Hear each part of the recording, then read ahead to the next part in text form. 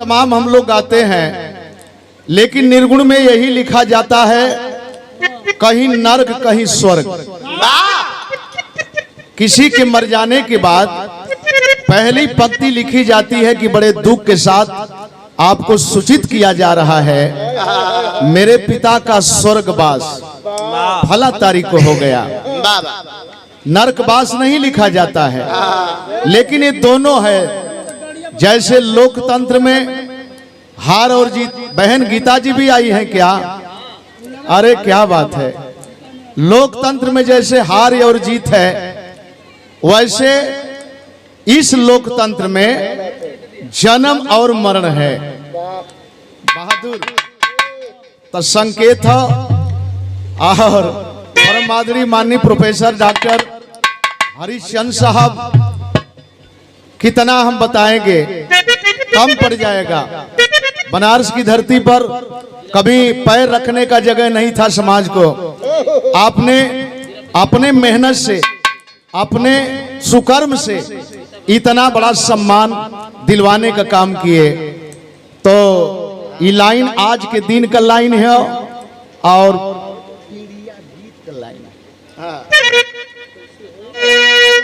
आज एकादशिया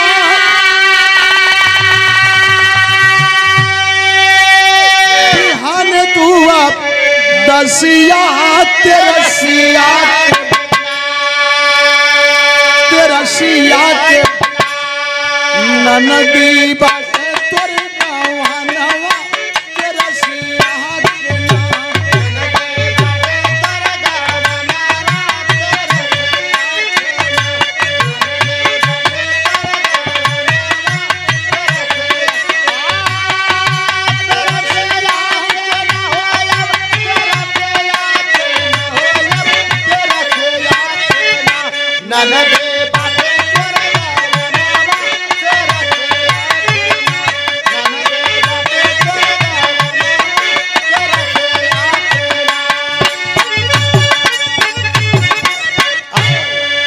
निर्गुणी भाव है।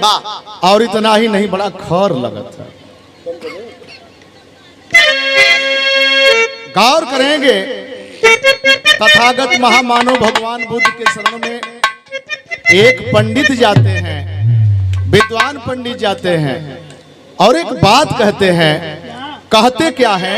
देखे भगवान बोधि, देखे भगवान बोधि सत्व तत्व ज्ञान हो देखाई दे, हो देखाई दे नरक स्वर्ग श्रीमान हो देखाई दे।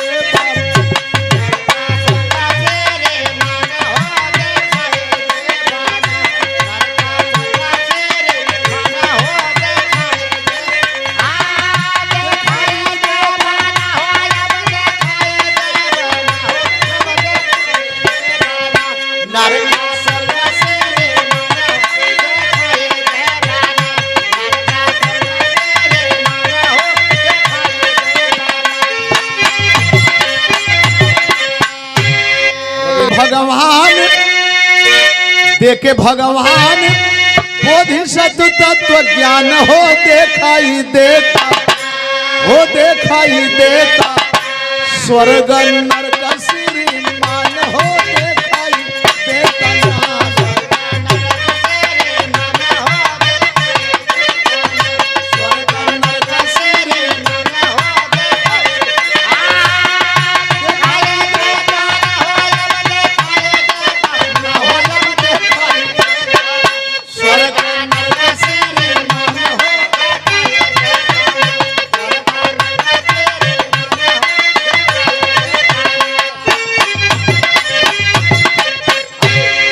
प्रभु आप ईश्वर को नहीं मानते हैं, भगवान को नहीं मानते हैं, तो मैं जानना चाहूंगा कि स्वर्ग और नरक कहाँ है, इसकी पहचान कैसे है। और जब इस बात को सुने तथागत महामानव भगवान बुद्ध हंस करके बोले संत, तो हंसने लगे। कहे भगवान संत जाओ या भी काशी,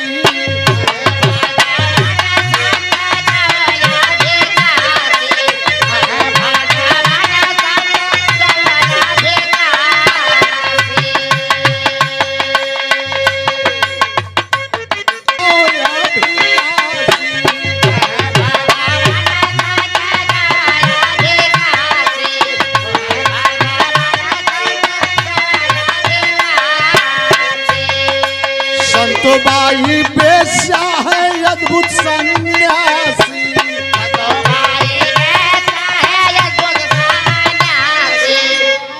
यही कहते हैं कि संत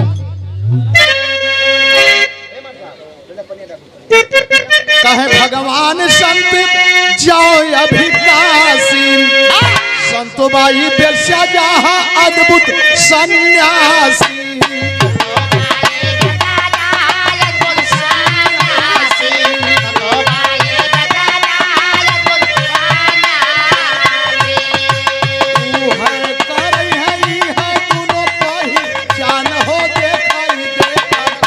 हो देखाई देता स्वर्ग नरक श्रीमान हो देखाई देता ना, श्रीमान हो देखाई, स्वर्ग नरक श्रीमान हो देखाई देता,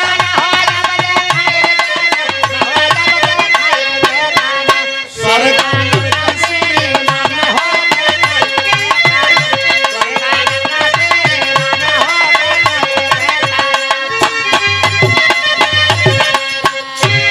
मुझसे क्या पूछ रहे हैं? अगर जानना चाहते हैं तो संतोबाई बेश्या काशी में रहती है, उसके पास जाए। कहला कि बेश्या के पास भेज रहे हैं महाराज, इसकी पहचान करने के लिए। कहला अद्भुत अद्भुत महात्मा अद्भुत। और जब इस बात को सुने महाराज जी तो चल देते हैं, लेकिन होता क्या है? संतोबाई बेश्या लागा पहुंचे जा बजाई,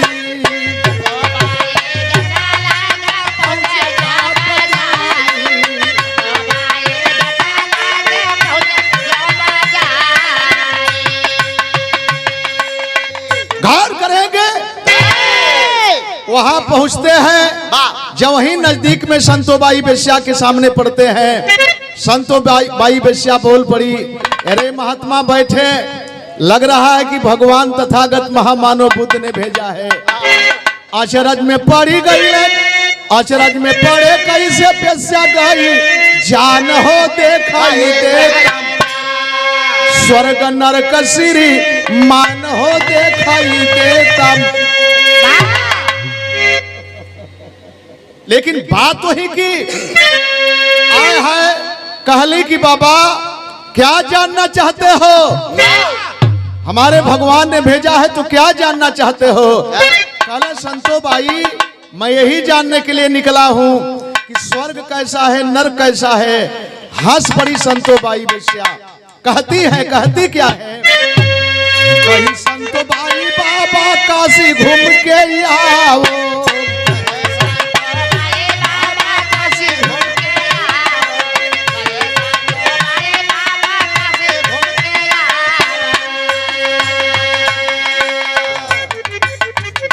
होता क्या है?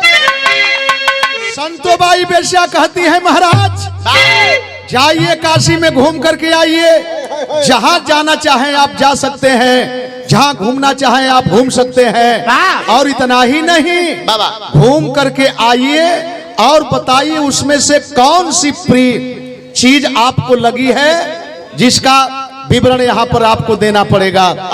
चल देते हैं बनारस घूमने के लिए, 2 घंटा से ज्यादा समय ले लिए, लेकिन देखते क्या है?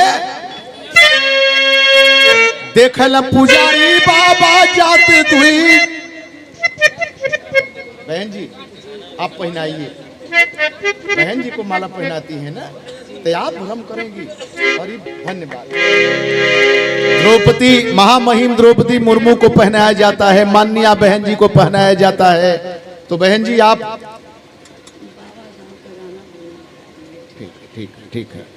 ठीक है। डॉक्टर गीता, सदर जिला पंचायत मेहनाजपुर, बसपा नेत्री मेहनगर आजमगढ़। कौनो दिन बाकी ना हो, आप दौड़ा में न हो, समाज में न हो, सोते हो जागते हो, उठते हो बैठते हो, हमेशा समाज में चलने का काम करती हैं। अब तब मोबाइल का जमाना आगल, केहू कहीं से कैसे हो ओकरे विषय में जानकारी मिल जाती है।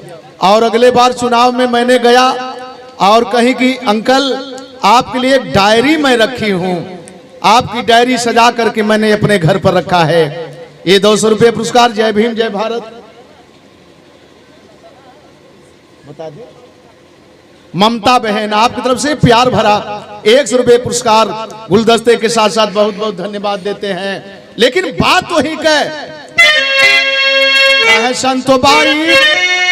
संतोबाई साहब घूम करके आवन काका तू देखला उया के बतावा।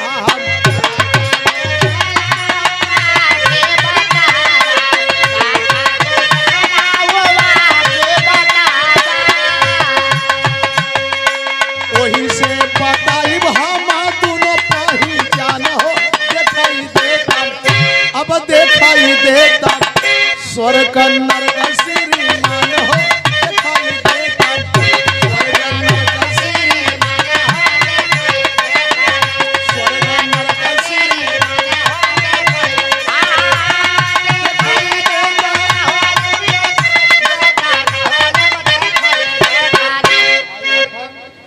कार करेंगे और जाते हैं तो सब कुछ देखते हैं। लेकिन एक अजीब चीज देखे कि एक जनाजा जा रहा था, आए हाय लोग उसको बहुत सजाए हुए थे। नजदीक में एक आदमी से जाके पूछने भैया हो ई केकर जनाजा जा था, बड़ा सजा धजा के लोग जात हुआ। वो आदमी मुंह में बिचका देलस कलश की जात है जायदा तो उसे काल ले देवे के गयल तब गयल कलम मतलब कल की मतलब जब ले जियल तब ले केहू के सही सलामत ना रखलस।